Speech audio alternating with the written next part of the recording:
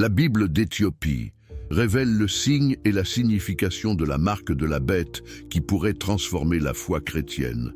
Dans les montagnes isolées d'Éthiopie, cachées pendant près de 2000 ans dans des monastères fortifiés creusés à même la roche, existe une version de la Bible que vous n'avez jamais vue. Pendant que le Concile de Nicée décidait quels livres méritaient de faire partie des Écritures saintes et lesquels devaient être éliminés pour toujours, des moines éthiopiens copiaient méticuleusement des textes complets qui révéleraient des vérités si dérangeantes sur la marque de la bête que l'Église institutionnelle a préféré les faire disparaître de l'histoire. Mais attendez avant de continuer. Si vous aimez les histoires qui défient tout ce que vous pensiez savoir, les récits qui dévoilent des secrets millénaires et qui transforment complètement votre compréhension de la spiritualité, n'oubliez pas de vous abonner à cette chaîne pour ne manquer aucun moment de ces révélations extraordinaires. Chaque vidéo est une plongée dans des mystères que l'histoire officielle a tenté d'enterrer. Et maintenant, une question pour vous, où que vous soyez dans le monde en ce moment précis. Dites-moi dans les commentaires de quel pays vous nous regardez et à quelle heure vous découvrez cette vidéo. Êtes-vous en France à l'heure du déjeuner, au Québec pendant votre pause café, en Afrique francophone en fin de journée? Partagez votre localisation, créons ensemble une communauté mondiale qui cherche la vérité au-delà des narratives imposées. Si vous regardez cette vidéo sur votre téléphone portable en ce moment même, faites-moi une immense faveur qui ne vous coûte rien, mais qui aide énormément. Appuyez sur ce petit pouce levé. Ce simple geste permet à l'algorithme de recommander cette vidéo à des milliers d'autres personnes qui cherchent désespérément ces informations. Un clic peut transformer la vie de quelqu'un qui découvrira ces vérités pour la première fois. Maintenant, revenons à notre mystère. Qu'est-ce que l'Église catholique a précisément retiré des Écritures? Pourquoi 81 livres ont-ils été jugés trop dangereux pour être diffusés au grand public? Et surtout, que révèlent exactement ces manuscrits oubliés sur Apocalypse 13, versets 16 à 18, qui pourraient ébranler les fondations même du christianisme moderne tel que nous le connaissons? Imaginez pendant un instant. Vous êtes un moine éthiopien au IVe siècle après Jésus-Christ. Pendant que Rome brûle des bibliothèques entières, détruit des manuscrits, persécute ceux qui possèdent des textes non autorisés, vous habitez dans les montagnes d'Aksum, protégés par la géographie hostile, l'altitude extrême et l'isolement politique. Vous copiez à la main, mot par mot, lettre par lettre, des textes que vos ancêtres ont préservés depuis l'époque des apôtres. Vous savez que ces écrits contiennent des vérités explosives. Vous savez qu'ailleurs dans le monde chrétien, ces mêmes textes sont brûlés, leurs possesseurs emprisonnés ou exécutés. Mais vous continuez votre travail, conscient que vous préservez quelque chose d'infiniment précieux pour les générations futures. Ces moines ne se doutaient probablement pas qu'en l'an 2025, leurs manuscrits deviendraient cruciaux pour comprendre des systèmes de contrôle numérique qui semblent tout droit sortis des prophéties qu'ils copiaient. Comment auraient-ils pu imaginer un monde où chaque transaction est surveillée, où chaque mouvement est tracé, où l'identité numérique devient obligatoire pour acheter ou vendre? Pourtant, c'est exactement ce que leurs textes anciens décrivaient. La Bible orthodoxe éthiopienne contient 81 livres. Arrêtez-vous un instant et réfléchissez à ce nombre. 81 livres complets, comparés aux 66 de la version protestante que la plupart des chrétiens occidentaux utilisent, ou aux 73 de la Bible catholique. 15 livres entiers manquent dans votre Bible protestante. 8 textes complets absents de la version catholique. Qu'est-ce qui se trouve dans ces pages interdites? Parmi ces textes perdus se trouve le livre d'Enoch, un document si controversé que Jude, dans le Nouveau Testament, le cite directement, confirmant son autorité. Il y a le livre des Jubilés, qui réorganise toute la chronologie biblique et révèle des détails sur les patriarches que la Genèse omet volontairement. On trouve également l'Ascension d'Isaïe, le Testament des 12 patriarches, les livres d'Esdras apocryphes et le livre d'Adam et Ève. Chacun de ces textes contient des informations qui, si elles étaient largement connues, transformeraient radicalement la compréhension chrétienne du bien, du mal, du contrôle et de la liberté. Pourquoi ces livres ont-ils été exclus?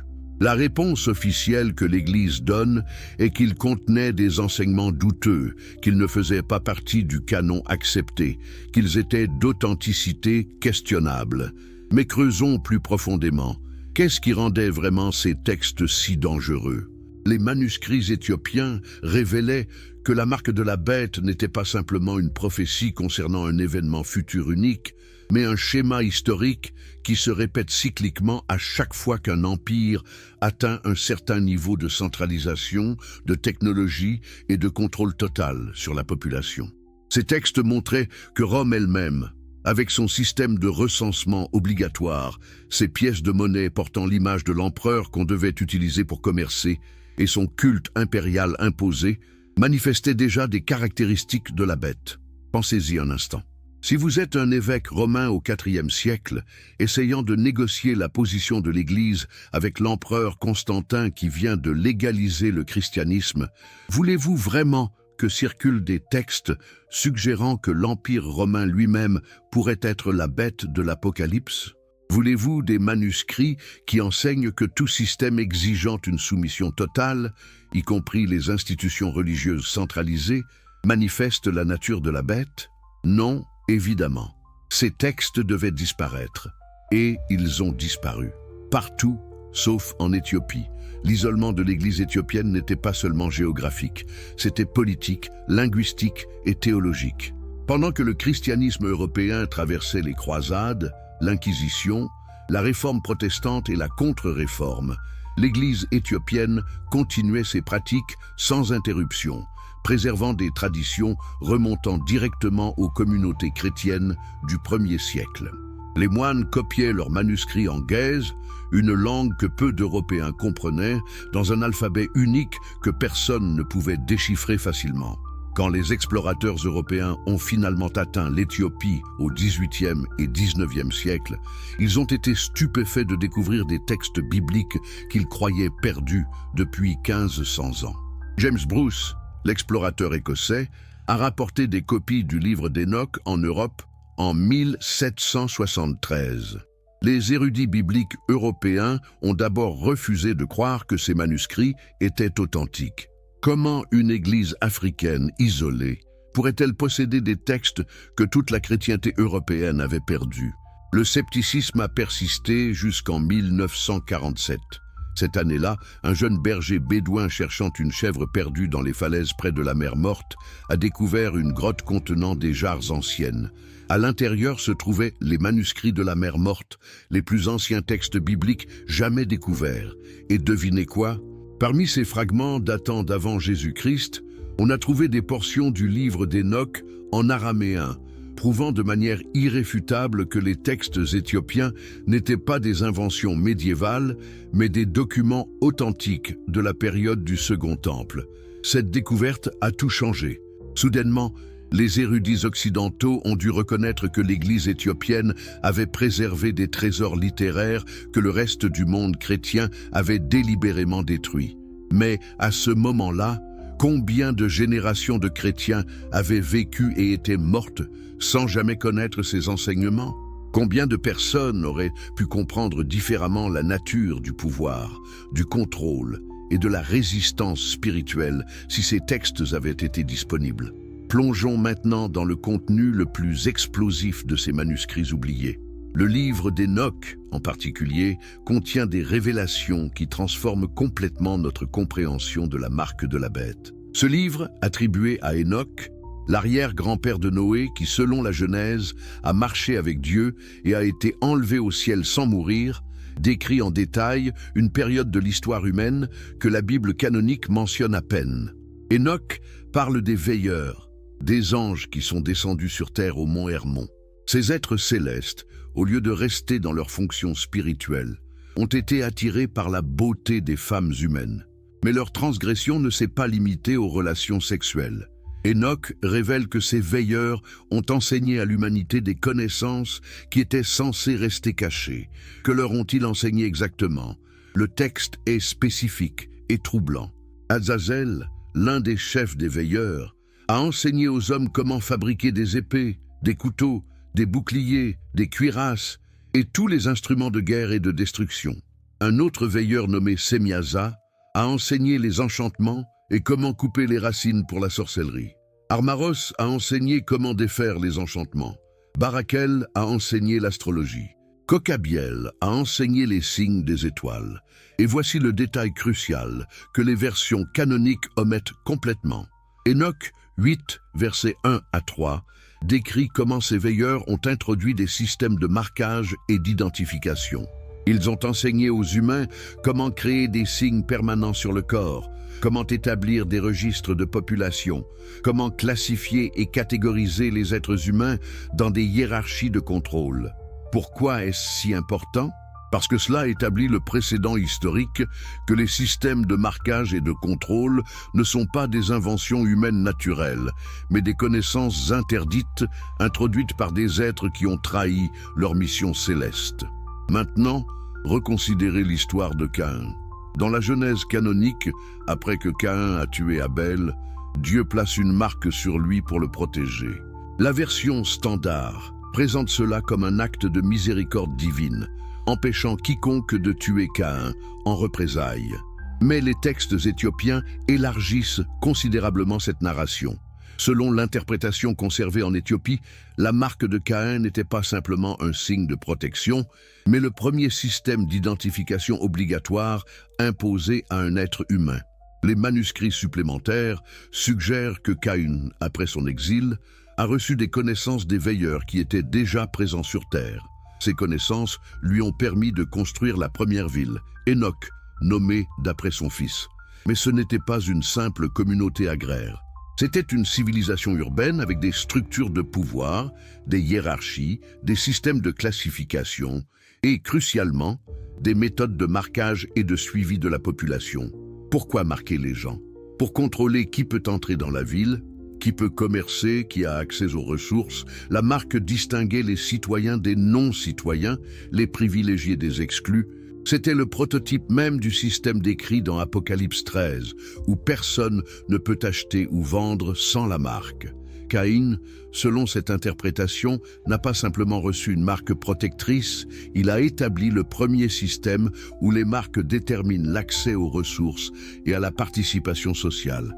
Cette révélation change tout.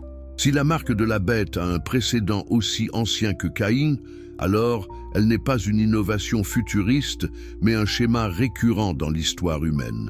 Chaque fois qu'une civilisation atteint un certain niveau de centralisation, elle développe des systèmes pour identifier, classifier, surveiller et contrôler sa population. Le livre d'Enoch documente comment cette tendance s'est accélérée avant le déluge. Les descendants de Caïn, combinant les connaissances des veilleurs avec l'ambition humaine, ont créé des civilisations de plus en plus sophistiquées dans leurs méthodes de contrôle. Les Néphilim, les géants nés de l'union entre veilleurs et femmes humaines, sont décrits non seulement comme des êtres physiquement imposants, mais comme des tyrans qui ont perfectionné les systèmes de domination.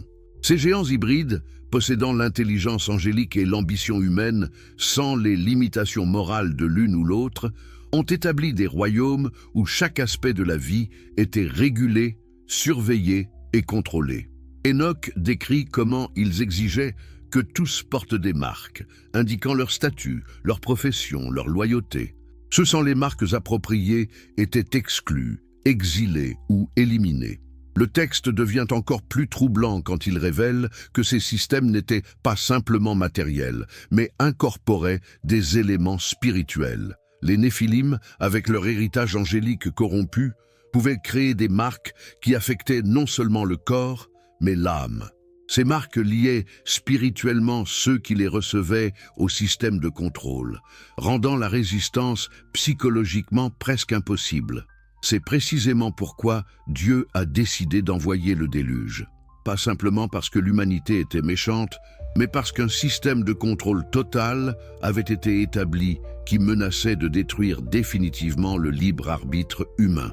Si ce système avait continué, l'humanité entière serait devenue essentiellement des esclaves marqués, incapables même de concevoir la liberté. Noé et sa famille ont été épargnés non pas juste parce qu'ils étaient justes, mais parce qu'ils avaient refusé les marques. Ils vivaient en dehors du système dominant, rejetant les avantages matériels en échange du maintien de leur liberté spirituelle. Le texte dit explicitement que Noé était parfait dans ses générations, ce que l'interprétation éthiopienne comprend comme signifiant qu'il et sa lignée n'avaient pas été corrompus génétiquement ou spirituellement par les systèmes de marquage des Néphilim. Après le déluge, l'humanité avait une seconde chance. Mais le livre des Jubilés, un autre texte préservé intégralement uniquement par l'Église éthiopienne, révèle que les schémas de contrôle ont rapidement réémergé. Jubilé organise l'histoire en cycles de 49 ans, chaque cycle représentant un jubilé complet. Cette structure temporelle n'est pas arbitraire, mais révèle que certains modèles historiques se répètent cycliquement. Selon Jubilé, chaque jubilé de civilisation humaine fait face à sa propre manifestation de la tentation du contrôle total. La première grande récurrence post-déluge s'est produite à Babel. L'histoire canonique de la tour de Babel se concentre sur l'orgueil humain et la confusion des langues. Mais Jubilé fournit des détails absents de la Genèse qui transforment notre compréhension de cet événement. Nimrod, le bâtisseur de Babel, n'était pas simplement un roi ambitieux construisant une grande tour. Il était un visionnaire qui tentait de créer le premier système véritablement global post-déluge. Jubilé décrit comment Nimrod a établi des lois exigeant que tous les habitants de Babel s'enregistrent dans des registres centraux. Chaque personne devait avoir un statut officiel, une place désignée dans la hiérarchie et des marques ou des insignes indiquant leur rôle dans la société. La tour elle-même n'était pas principalement un édifice religieux, mais un centre administratif, une sorte de siège du gouvernement mondial. Depuis cette tour, Nimrod planifiait de coordonner un système où toutes les ressources, tous les échanges, toutes les activités humaines seraient surveillées et régulées depuis un point central. Les briques de la tour, cuites uniformément selon des spécifications exactes, symbolisaient l'uniformité imposée que Nimrod exigeait de tous les peuples. Le système de Nimrod exigeait non seulement l'enregistrement et la conformité extérieure, mais l'adhésion idéologique. Il a établi un culte religieux centré sur lui-même et sa tour, exigeant que tous les habitants participent au rituel d'allégeance. Ceux qui refusaient étaient marqués différemment, identifiés comme dissidents et exclus du commerce et de la société. Alors, pourquoi Dieu est-il intervenu à Babel ? La confusion des langues n'était pas une punition capricieuse pour l'ambition architecturale. C'était une intervention nécessaire pour briser un système de contrôle centralisé qui, s'il avait réussi, aurait établi un précédent de domination totale pour toutes les civilisations futures. En fragmentant l'humanité en groupes linguistiques différents, Dieu a forcé la décentralisation, rendant impossible la coordination d'un système de contrôle global unique. Mais voici le point crucial que Jubilé souligne. L'intervention divine à Babel n'a pas éliminé le désir humain de contrôle total. Elle l'a simplement fragmenté.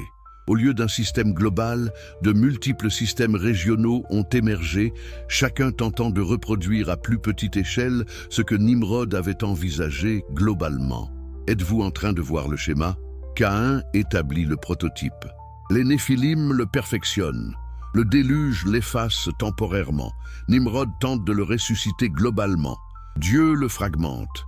Mais le désir persiste, réapparaissant cycliquement dans chaque civilisation qui atteint un certain niveau de sophistication technologique et organisationnelle. Les manuscrits éthiopiens tracent ce schéma à travers l'histoire biblique subséquente. L'Égypte pharaonique, avec son système de recensement détaillé et ses esclaves marqués. L'Empire assyrien, notoirement brutal, qui déportait des populations entières et les réenregistrait dans de nouveaux territoires, avec de nouvelles identités imposées. Babylone sous Nabuchodonosor, exigeant que tous se prosternent devant la statue d'or, créant essentiellement un test de loyauté obligatoire. L'histoire de Daniel et ses amis dans la fournaise ardente prend une nouvelle signification dans ce contexte. Leur refus de se prosterner n'était pas seulement de l'idolâtrie religieuse, c'était un rejet du système de contrôle babylonien qui utilisait la religion d'État comme mécanisme d'application de la conformité. En refusant, ils ont risqué l'exclusion sociale, économique et finalement physique. Ils ont choisi la mort potentielle plutôt que d'accepter la marque symbolique de soumission totale au système. Pourquoi est-ce que cela vous importe aujourd'hui, en 2025 ? Parce que nous sommes à un point de l'histoire humaine où la technologie rend possible ce que Nimrod ne pouvait que rêver. Un système véritablement global d'identification, de surveillance et de contrôle est maintenant technologiquement réalisable. La question n'est plus si c'est possible, mais si nous allons permettre sa mise en œuvre. Les textes éthiopiens que nous explorons ne sont pas de simples curiosités historiques. Ce sont des avertissements préservés spécifiquement pour ce moment, quand l'humanité fait face à nouveau au choix éternel entre la liberté dangereuse et la sécurité contrôlée. Les moines qui ont copié ces manuscrits pendant des siècles dans leurs monastères isolés ne pouvaient pas imaginer Internet, les smartphones, l'intelligence artificielle, la blockchain ou les monnaies numériques des banques centrales. Mais ils préservaient des principes spirituels atemporels sur la nature du pouvoir et de la résistance qui sont maintenant plus pertinents que jamais. Dites-moi dans les commentaires, croyez-vous que ces textes anciens décrivent réellement des schémas qui se répètent aujourd'hui? Voyez-vous des parallèles entre les systèmes de marquage décrits dans Enoch et Jubilé et les technologies modernes d'identification? Êtes-vous inquiet ou est-ce que vous pensez que ces préoccupations sont exagérées? Suite du script. Approfondissement historique. Avant de plonger dans les révélations les plus troublantes que ces manuscrits anciens contiennent, permettez-moi de vous poser une question essentielle. Êtes-vous de ceux qui cherchent la vérité même quand elle dérange, même quand elle remet en question tout ce qu'on vous a enseigné? Si c'est le cas, alors cette chaîne est faite pour vous. Abonnez-vous maintenant pour ne manquer aucune des découvertes extraordinaires que nous partageons régulièrement. Chaque semaine, nous dévoilons des secrets historiques, des textes oubliés, des interprétations qui transforment complètement la compréhension traditionnelle. Et maintenant, créons ensemble une carte mondiale de notre communauté. Écrivez dans les commentaires de quel pays vous nous regardez en ce moment précis et quelle heure il est chez vous. Êtes-vous à Paris à 14 h? À Montréal pendant votre pause matinale? En Côte d'Ivoire, en fin d'après-midi?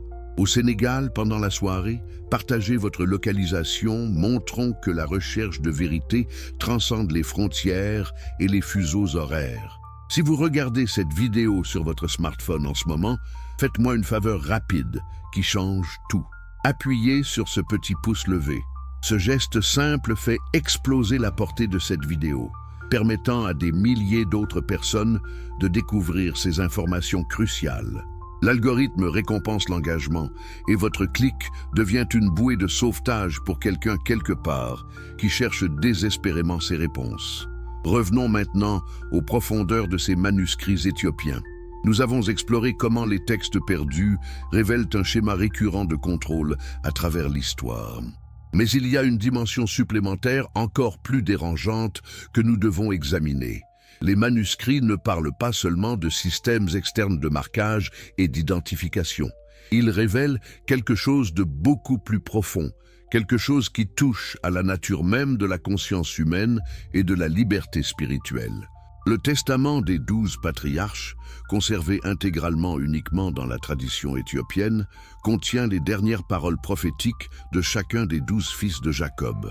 Ces textes, écrits probablement entre le 2e siècle avant Jésus-Christ et le 1er siècle après, offrent des aperçus que les textes canoniques omettent complètement. Mais pourquoi ces testaments ont-ils été exclus de la Bible que vous connaissez?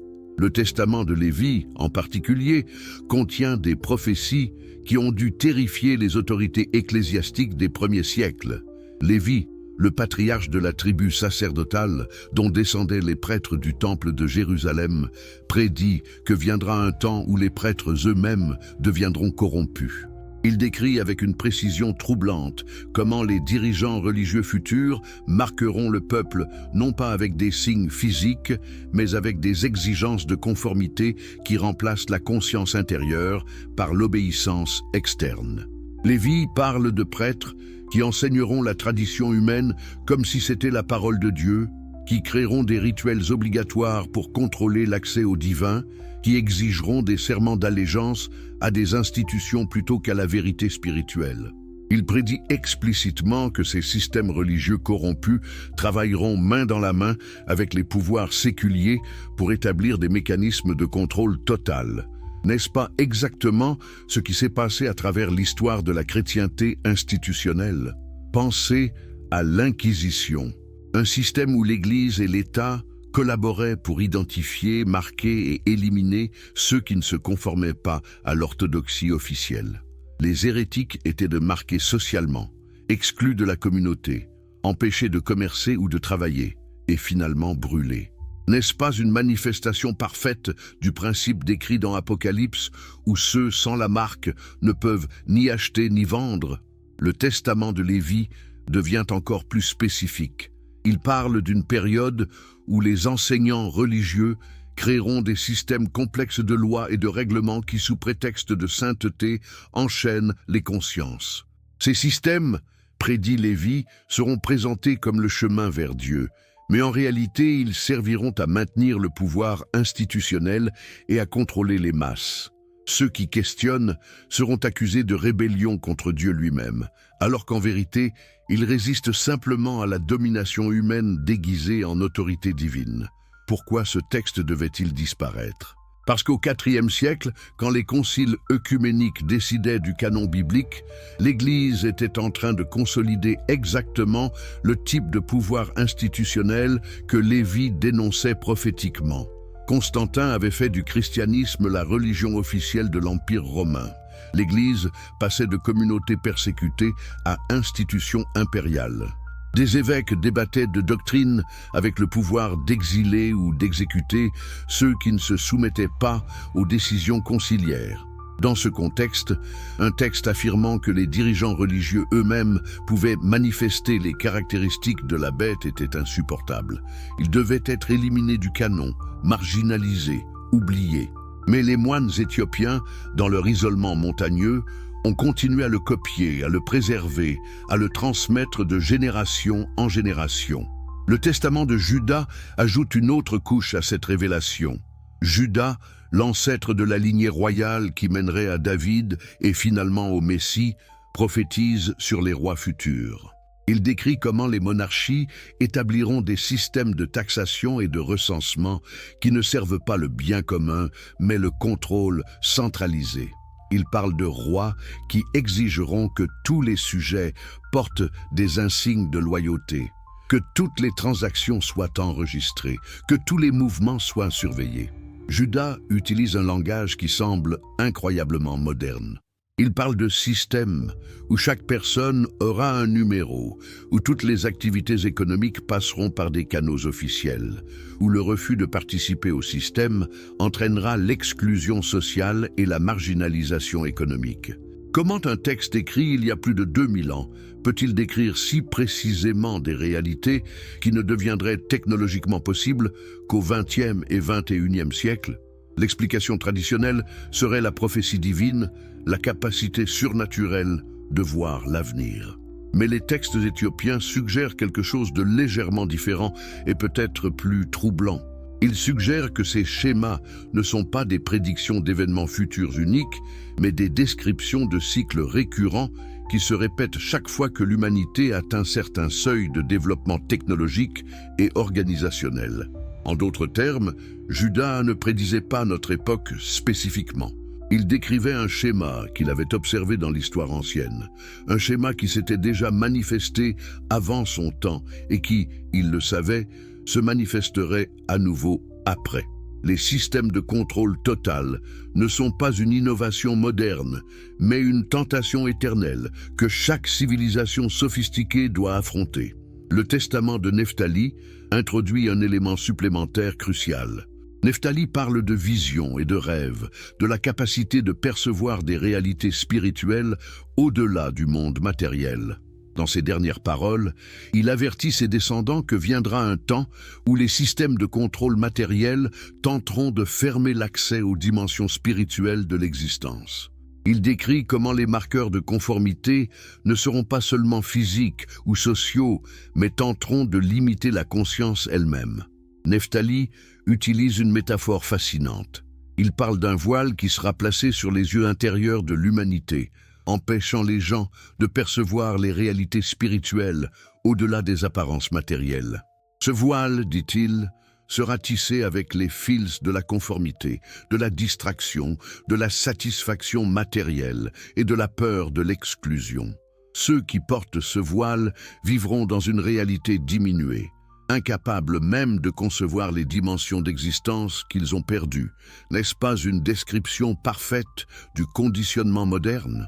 Nous vivons dans une civilisation où la plupart des gens sont tellement absorbés par les écrans, les réseaux sociaux, le consumérisme, les divertissements constants, qu'ils ont perdu la capacité de contempler, de réfléchir profondément, d'accéder aux dimensions intérieures de la conscience. Le voile dont Nephtali parlait il y a 2 millénaires n'est-il pas déjà en place? Mais Nephtali offre aussi de l'espoir. Il enseigne que ce voile peut être enlevé par ceux qui choisissent consciemment la simplicité, le silence, la connexion avec la nature, la méditation contemplative et le refus de la distraction constante. La résistance à la marque, selon son testament, commence par cultiver des pratiques qui maintiennent vivantes les capacités spirituelles que les systèmes de contrôle cherchent à atrophier. Passons maintenant à un texte encore plus extraordinaire, l'Ascension d'Isaïe. Ce livre, préservé uniquement dans son intégralité par l'Église éthiopienne, prétend enregistrer une vision que le prophète Isaïe a reçue peu avant sa mort par martyre. Selon la tradition, Isaïe a été scié en deux sur ordre du roi Manassé, un roi apostat de Juda. Mais avant son exécution, il a reçu une vision complète de l'histoire future et de la nature de la bataille spirituelle qui traverse les âges. L'Ascension d'Isaïe décrit comment le prophète a été transporté en esprit à travers 7 cieux, chacun révélant des vérités progressivement plus profondes sur la nature de la réalité. Mais c'est sa vision du dernier temps qui nous intéresse particulièrement ici. Isaïe voit une période où l'humanité atteindra un niveau technologique sans précédent, où les distances seront abolies par la communication instantanée, où les images pourront parler et sembler vivantes. Comment un texte écrit au 1er ou 2e siècle après Jésus-Christ peut-il décrire la télévision, Internet, les smartphones, les médias numériques? Isaïe parle explicitement d'images qui bougent et parlent, que les gens adoreront et consulteront constamment. Il décrit un temps où les humains porteront des dispositifs sur eux-mêmes qui les connecteront à un réseau global d'information et de surveillance. La vision devient encore plus spécifique. Isaïe voit un système où personne ne pourra acheter ou vendre sans un signe d'identification unique lié à ce réseau global. Il décrit comment ce système sera présenté comme une merveille de commodité et de sécurité, comment les gens l'accepteront volontairement en échange de facilités dans leurs transactions quotidiennes. Il voit comment la résistance à ce système sera présentée comme retardataire, paranoïaque, antisociale. Mais voici où la vision d'Isaïe diverge des interprétations apocalyptiques populaires modernes. Il ne voit pas ce système imposé par la force brute militaire. Au contraire, il le voit adopté volontairement par une population qui a été conditionnée à valoriser la commodité au-dessus de la liberté, la sécurité au-dessus de la souveraineté, l'appartenance sociale au-dessus de l'intégrité spirituelle. Isaïe décrit comment ce conditionnement se produira progressivement sur des générations. Chaque génération acceptera un peu plus de surveillance, un peu plus de centralisation, un peu plus de dépendance au système technologique. Chaque génération trouvera normal ce que la précédente aurait trouvé intolérable. Et ainsi, sans révolution violente, sans dictature manifeste, l'humanité glissera dans un système de contrôle total qu'elle a elle-même construit et maintenu. Cette vision était trop dangereuse pour être largement diffusée. Elle suggérait que la marque de la bête ne viendrait pas d'un méchant évident que tout le monde reconnaîtrait, mais d'un processus graduel de normalisation de l'anormal. Elle impliquait que des millions de chrétiens bien intentionnés pourraient accepter la marque sans même réaliser ce qu'ils faisaient, simplement en suivant les normes sociales de leur époque. L'Église institutionnelle du IVe siècle ne pouvait pas permettre la circulation d'un tel texte. Si les fidèles comprenaient que la marque de la bête pourrait se présenter déguisée en progrès, en modernité, en sécurité nécessaire, ils pourraient commencer à questionner toutes les institutions, y compris l'Église elle-même. Ils pourraient demander si chaque système exigeant conformité totale ne manifestait pas des caractéristiques de la bête. Alors, le texte a été supprimé du canon. Il a circulé pendant quelques siècles parmi certaines communautés chrétiennes, mais progressivement, les copies ont été détruites, sauf en Éthiopie.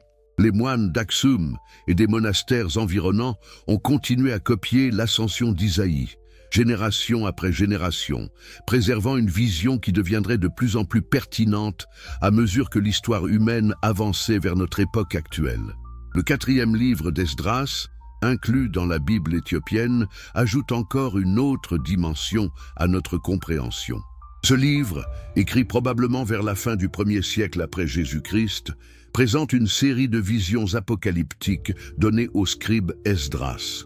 La vision la plus célèbre est celle de l'aigle à 3 têtes, une créature terrifiante qui domine le monde entier.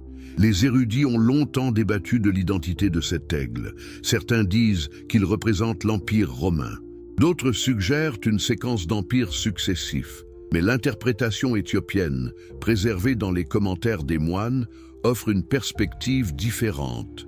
L'aigle n'est pas un empire spécifique, mais un archétype de pouvoir impérial qui se manifeste à travers différentes civilisations à travers l'histoire. Les 3 têtes représentent 3 aspects du contrôle total que tout empire aspire à exercer.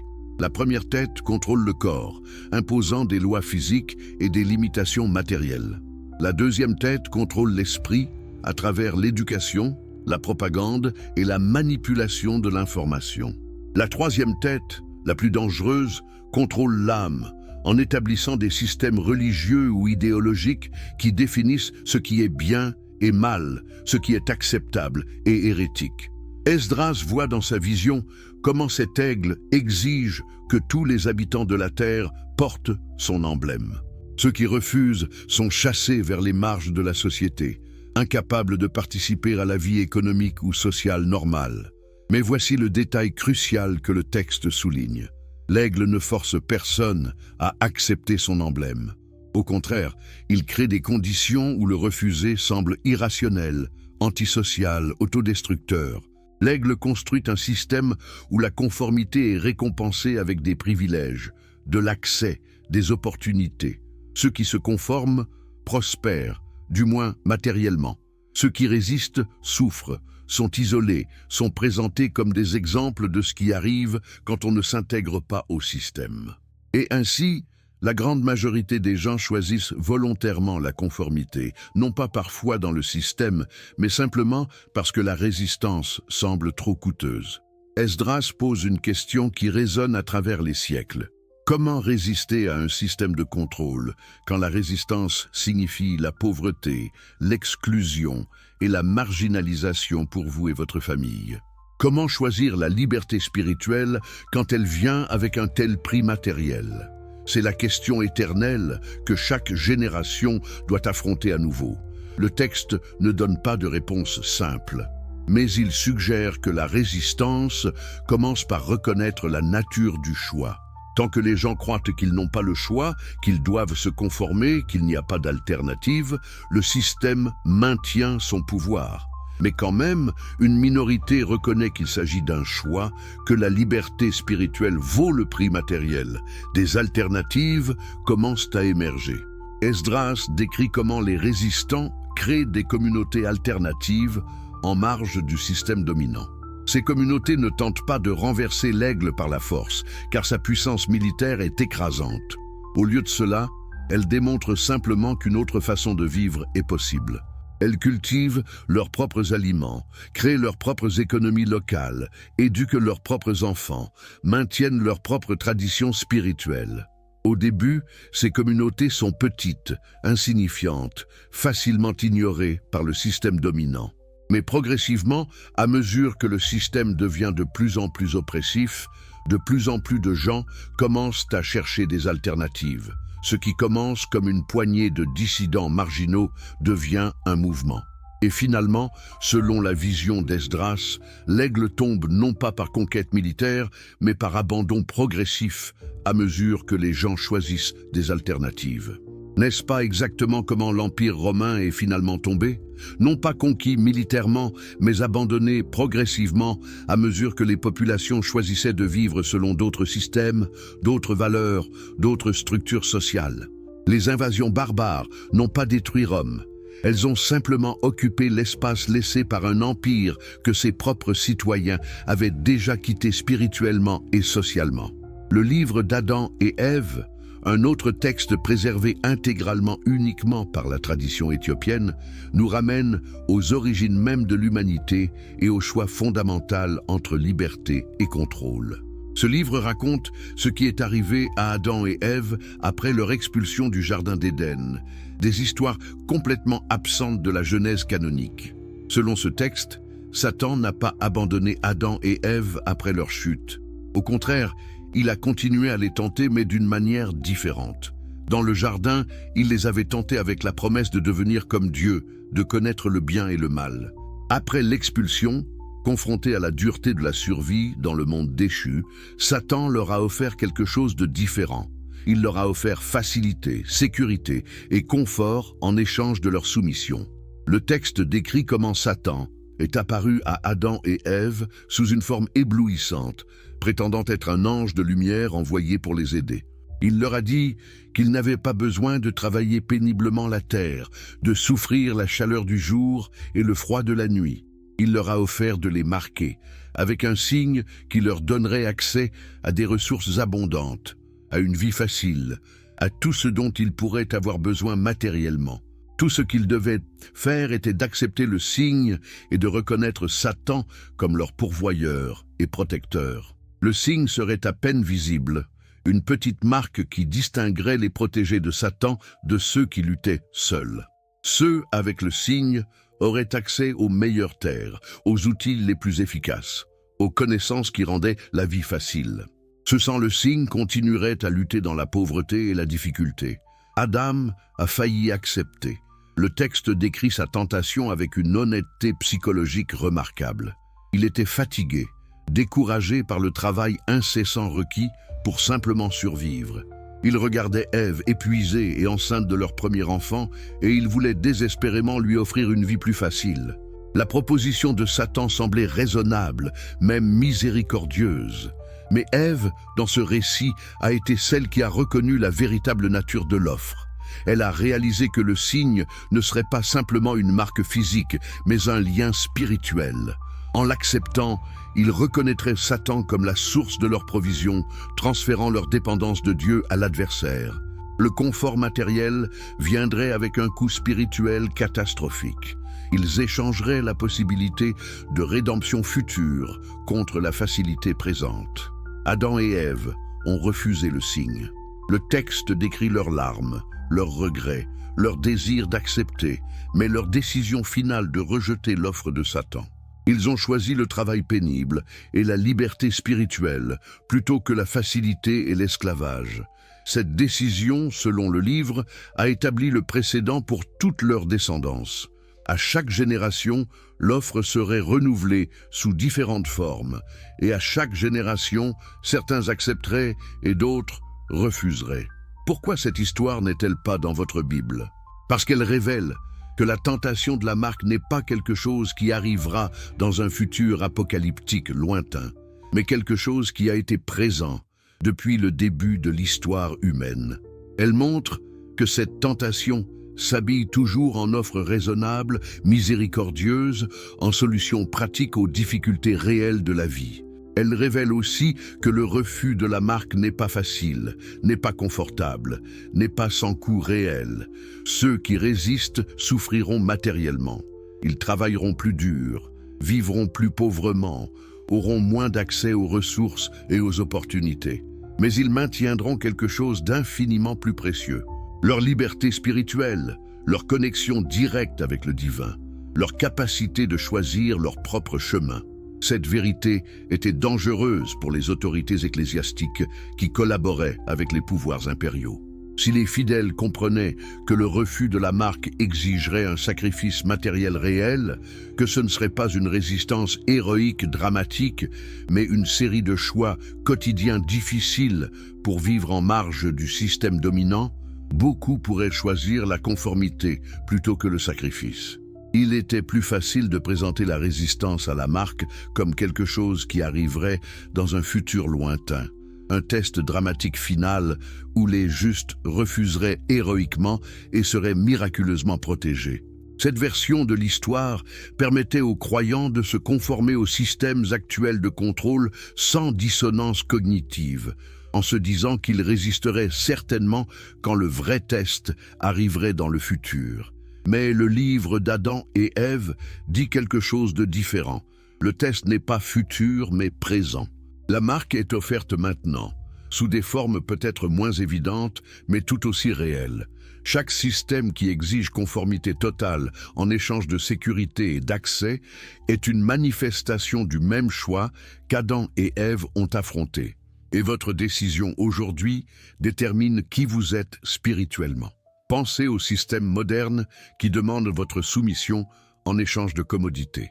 Les plateformes de médias sociaux qui exigent vos données personnelles en échange de connexions sociales. Les systèmes de crédit qui surveillent chaque transaction en échange de facilités de paiement. Les programmes de surveillance gouvernementale qui tracent vos mouvements en échange de sécurité contre le terrorisme. Les identités numériques qui centralisent tous vos documents en échange d'efficacité administrative. Chacun de ces systèmes, pris isolément, semble raisonnable, pratique, bénéfique.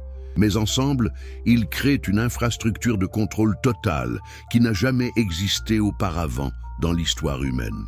Et la grande majorité des gens acceptent ces systèmes volontairement, sans même questionner, parce que la résistance semble trop difficile, trop coûteuse, trop isolante. Les textes éthiopiens que nous explorons vous posent une question directe. Êtes-vous prêt à payer le prix de la liberté ? Êtes-vous prêt à vivre avec moins de commodité, moins de sécurité apparente, moins d'accès aux avantages que le système offre, en échange du maintien de votre souveraineté spirituelle et de votre conscience libre? Ou allez-vous, comme la majorité de l'humanité à travers l'histoire, choisir la facilité et la conformité? Il n'y a pas de jugement ici, seulement une reconnaissance de la réalité du choix. Les textes éthiopiens ne condamnent pas ceux qui acceptent la marque sous ses formes actuelles. Ils reconnaissent la difficulté réelle du refus. Ils comprennent que les gens ont des familles à nourrir, des responsabilités à honorer, des besoins réels à satisfaire.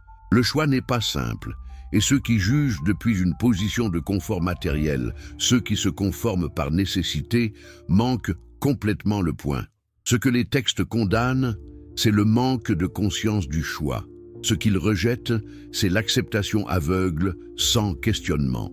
Ce qu'ils avertissent, c'est la normalisation progressive qui fait que chaque génération accepte comme inévitable ce que la précédente aurait trouvé intolérable. Alors voici la question que vous devez vous poser aujourd'hui, en 2025. Avec toutes les technologies de surveillance et de contrôle qui existent maintenant. Êtes-vous conscient des choix que vous faites quotidiennement? Reconnaissez-vous quand vous échangez un peu de liberté pour un peu de commodité? Comprenez-vous le coût cumulatif de milliers de petites conformités? Les moines éthiopiens qui ont préservé ces textes pendant 2 millénaires dans leurs monastères isolés ne le faisaient pas par nostalgie historique. Ils ne copiaient pas ces manuscrits comme curiosités académiques. Ils les préservaient parce qu'ils savaient que ces vérités seraient cruciales pour les générations futures qui affronteraient des manifestations de plus en plus sophistiquées du même schéma ancien. Ces moines vivaient eux-mêmes le message qu'ils préservaient. Isolés dans les montagnes, vivant simplement, détachés des systèmes impériaux et ecclésiastiques de leur époque, ils démontraient qu'une autre façon de vivre était possible. Leur vie même était un témoignage silencieux que la conformité n'est pas inévitable, que des alternatives existent pour ceux prêts à payer le prix. Et maintenant, leur travail porte ses fruits. Les textes qu'ils ont protégés sont disponibles, traduits, accessibles à quiconque cherche. Les vérités qu'ils contiennent sont plus pertinentes maintenant qu'à n'importe quel moment depuis leur écriture originale. Nous vivons à l'époque où les prophéties anciennes et les avertissements historiques convergent avec des possibilités technologiques qui les rendent réalisables, d'une manière que les générations précédentes ne pouvaient qu'imaginer vaguement. La question n'est plus si un système de contrôle total est possible. La technologie existe déjà. La question est si nous allons permettre sa mise en œuvre complète, si nous allons accepter volontairement ce que les tyrans de l'histoire ne pouvaient imposer que par la force brutale. Dites-moi dans les commentaires, reconnaissez-vous ces schémas dans le monde d'aujourd'hui? Voyez-vous des parallèles entre les systèmes anciens de marquage et de contrôle décrits dans ces textes et les technologies modernes que nous adoptons quotidiennement? Avez-vous commencé à questionner les systèmes que vous acceptiez auparavant sans réflexion? Suite finale du script, conclusion approfondie. Vous êtes toujours là. Après tout ce que nous avons découvert ensemble dans ces manuscrits anciens, vous réalisez probablement que votre compréhension de la spiritualité, du pouvoir et de la liberté ne sera plus jamais la même. Si ces révélations transforment votre vision du monde, si vous voulez continuer à explorer ces vérités cachées que l'histoire officielle a tenté d'enterrer, alors abonnez-vous maintenant à cette chaîne. Chaque semaine, nous dévoilons des secrets millénaires, des interprétations révolutionnaires, des connexions que personne d'autre n'ose faire. Créons maintenant une carte vivante de notre communauté mondiale. Dans les commentaires, écrivez de quel pays vous nous regardez en ce moment et quelle heure il est chez vous. Êtes-vous en Belgique pendant votre pause déjeuner? En Suisse en fin d'après-midi? Au Maroc pendant la soirée? Au Congo en pleine journée? Partagez votre localisation.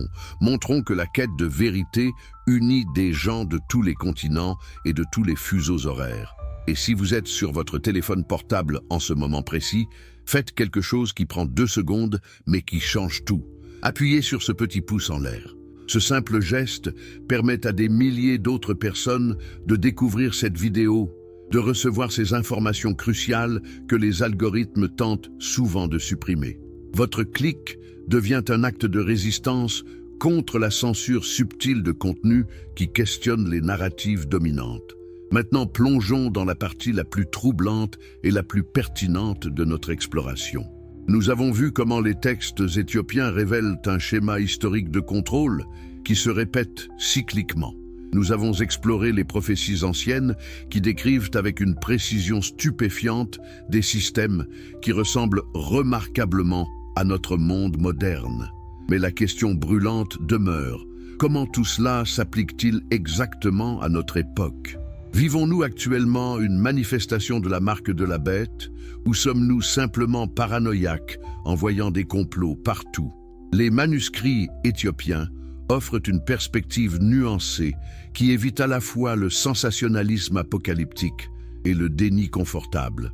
Ils suggèrent que nous ne vivons pas nécessairement dans les derniers jours uniques de l'histoire humaine, mais plutôt dans un moment cyclique où les schémas anciens de contrôle atteignent une sophistication technologique sans précédent.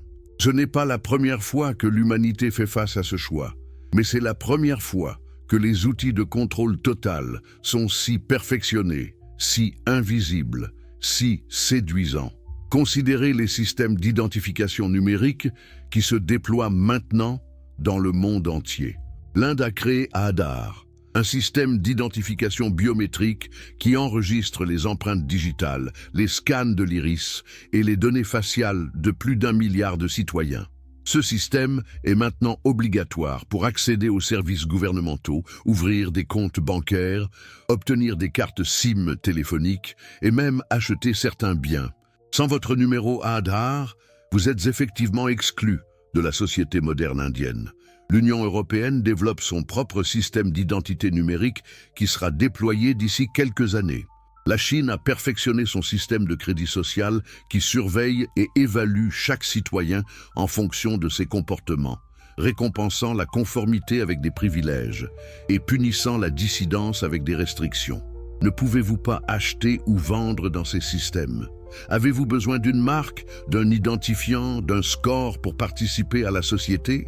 Mais voici où l'analyse éthiopienne devient cruciale et évite le piège de l'hystérie apocalyptique. Ces systèmes ne sont pas nécessairement la marque de la bête dans un sens littéral et final. Ce sont des manifestations du schéma éternel que les textes anciens décrivent. Ils représentent le même choix que l'humanité a affronté à Babel, en Égypte, à Babylone, à Rome. Acceptez-vous la commodité et la sécurité offertes par un système centralisé en échange de votre soumission et de votre surveillance? Ou choisissez-vous la liberté difficile et dangereuse de vivre en dehors du système dominant? La différence cruciale avec les époques précédentes est double.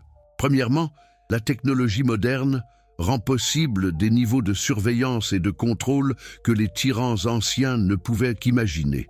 Nimrod devait employer des milliers de scribes pour enregistrer sa population. Les empereurs romains devaient envoyer des légions pour imposer leur volonté. Mais aujourd'hui, quelques algorithmes peuvent surveiller des milliards de personnes instantanément, traçant chaque transaction, chaque mouvement, chaque communication, sans effort humain significatif.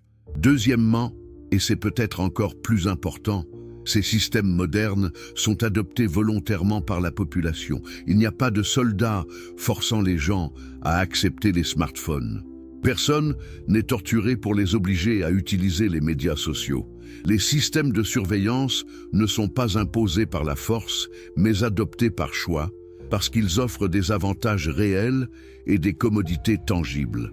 Cette adoption volontaire est exactement ce que l'ascension d'Isaïe a prédit il y a presque 2000 ans.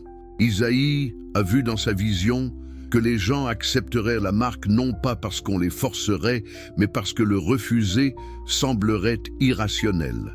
Pouvez-vous vraiment vivre dans la société moderne sans smartphone? Pouvez-vous fonctionner professionnellement sans email et sans présence en ligne? Pouvez-vous participer à l'économie moderne en utilisant uniquement de l'argent liquide quand de plus en plus d'établissements refusent les paiements non numériques? La pression vers la conformité n'est pas appliquée par la police secrète, mais par la nécessité pratique et la pression sociale. Les textes éthiopiens identifient cela comme la forme la plus insidieuse de contrôle. Quand les gens se conforment volontairement, quand ils défendent même le système qui les contrôle, quand ils ridiculisent et marginalisent ceux qui résistent, alors le contrôle est complet sans qu'aucune force externe ne soit nécessaire. Les chaînes deviennent invisibles parce qu'elles sont intériorisées, normalisées, défendues par les enchaînés eux-mêmes. Mais les manuscrits offrent également une compréhension profonde de la psychologie de résistance. Le testament de Nephtali, que nous avons exploré plus tôt, enseigne que la résistance véritable ne commence pas par des actions extérieures dramatiques, mais par le maintien de l'espace intérieur de conscience. Avant de pouvoir résister au système externe de contrôle, vous devez cultiver une vie intérieure, riche, qui ne dépend pas de ces systèmes pour la validation, la signification ou l'identité. Pensez à comment la plupart des gens modernes obtiennent leur sens de valeur personnelle. Combien de likes ont-ils reçus sur leurs publications? Combien de followers ont-ils accumulés? Quel est leur score de crédit? Quelle est leur évaluation de performance au travail? Leur identité entière est construite sur des validations externes fournies par des systèmes qu'ils ne contrôlent pas. Quand votre sens de soi dépend des systèmes, comment pouvez-vous résister à ces systèmes sans détruire votre propre identité? Nephtali enseigne que la première étape de résistance est de reconstruire une identité intérieure qui ne dépend pas de validations externes. Cela nécessite des pratiques spirituelles régulières, méditation, contemplation, prière, silence, connexion avec la nature, jeûne périodique de la technologie. Ces pratiques ne sont pas de simples exercices de bien-être, mais des actes de résistance spirituelle. Elles maintiennent vivante votre capacité de penser indépendamment, de ressentir authentiquement, de choisir consciemment plutôt que de réagir automatiquement aux stimuli programmés. Le livre d'Enoch va plus loin en enseignant que la résistance doit également être communautaire. Vous ne pouvez pas résister seul à des systèmes de contrôle total. L'isolement est exactement ce que ces systèmes cherchent à imposer à ceux qui résistent. En vous rendant seul, effrayé, marginal, ils vous rendent impuissants. Mais quand les résistants créent des communautés, même petites, ils démontrent que des alternatives sont possibles, que d'autres façons de vivre existent. Enoch décrit comment même avant le déluge, il y avait des communautés qui refusaient les systèmes des Néphilim. Ces communautés ne tentaient pas de renverser les tyrans par la force. Elles créaient simplement des sociétés alternatives basées sur des principes différents. Elles cultivaient leurs propres aliments, éduquaient leurs propres enfants, résolvaient leurs propres conflits sans recourir aux autorités centrales. Leur existence même était une forme de prophétie vivante, démontrant que le système dominant n'était pas inévitable. Pouvons-nous faire la même chose aujourd'hui? C'est la question pratique que beaucoup se posent. Comment créer des alternatives au système technologique global qui semble omniprésent et inévitable? Les textes éthiopiens suggèrent que cela commence par des actions petites mais cohérentes. Chaque fois que vous choisissez une transaction en argent liquide plutôt qu'un paiement numérique tracé, vous maintenez un espace de liberté. Chaque fois que vous choisissez une conversation en personne plutôt qu'une communication numérique surveillée, vous résistez. Chaque fois que vous cultivez votre propre nourriture, fabriquez vos propres objets, réparez plutôt que de remplacer, vous réduisez votre dépendance au système centralisé. Ces actions peuvent sembler insignifiantes face à la puissance des systèmes technologiques modernes, mais les textes enseignent que c'est précisément dans ces petits choix cohérents que la résistance véritable se trouve. Les révolutions dramatiques sont facilement identifiées et écrasées, mais des millions de personnes faisant quotidiennement de petits choix pour vivre plus simplement, plus localement, plus consciemment, créent un mouvement que les systèmes centralisés ne peuvent pas facilement contrôler ou contrer. Le livre des Jubilés offre une perspective temporelle importante ici. Il nous rappelle que les systèmes de contrôle, aussi puissants qu'ils semblent, sont temporaires. Chaque empire croit qu'il durera éternellement. Rome croyait qu'elle régnerait pour toujours. Le Troisième Reich prétendait qu'il durerait 1000 ans. L'Union soviétique semblait permanente et indestructible. Pourtant, tous sont tombés, souvent plus rapidement que quiconque ne l'imaginait possible. Pourquoi tombent-ils ? Pas principalement à cause d'ennemis externes, mais à cause de leurs propres contradictions internes. Les systèmes de contrôle total exigent une conformité parfaite qui devient finalement insoutenable. Ils créent des économies rigides qui ne peuvent pas s'adapter au changement. Ils étouffent l'innovation et la créativité dont ils ont besoin pour survivre. Ils aliènent progressivement même ceux qui initialement les soutenaient, et finalement, ils s'effondrent sous leur propre poids, leurs propres inefficacités, leurs propres mensonges accumulés. Les textes éthiopiens enseignent que votre rôle n'est pas nécessairement de détruire ces systèmes, mais simplement de survivre à eux. Maintenez votre intégrité spirituelle. Préservez des compétences et des connaissances que le système cherche à éliminer. Construisez des communautés résilientes qui peuvent fonctionner indépendamment des infrastructures centralisées. Et quand le système finalement s'effondre, comme tous les systèmes de contrôle total finissent par s'effondrer, vous et votre communauté serez les graines d'une nouvelle civilisation construite sur des principes différents. Mais ici, nous devons aborder une question difficile que beaucoup posent. Qu'en est-il de ceux qui ne peuvent pas résister? Qu'en est-il des personnes avec des responsabilités familiales qui ne peuvent pas se permettre la marginalisation économique? Qu'en est-il de ceux qui vivent dans des sociétés où le refus de conformité signifie la prison, ou pire? Les textes éthiopiens sont-ils simplement des idéaux impossibles pour des privilégiés qui ont le luxe de choisir? C'est une critique importante et les manuscrits eux-mêmes la reconnaissent. Le testament de Judas, en particulier, parle de différents niveaux de résistance appropriés à différentes situations. Il reconnaît que tous ne peuvent pas être des martyrs, que tous ne peuvent pas vivre complètement en dehors du système.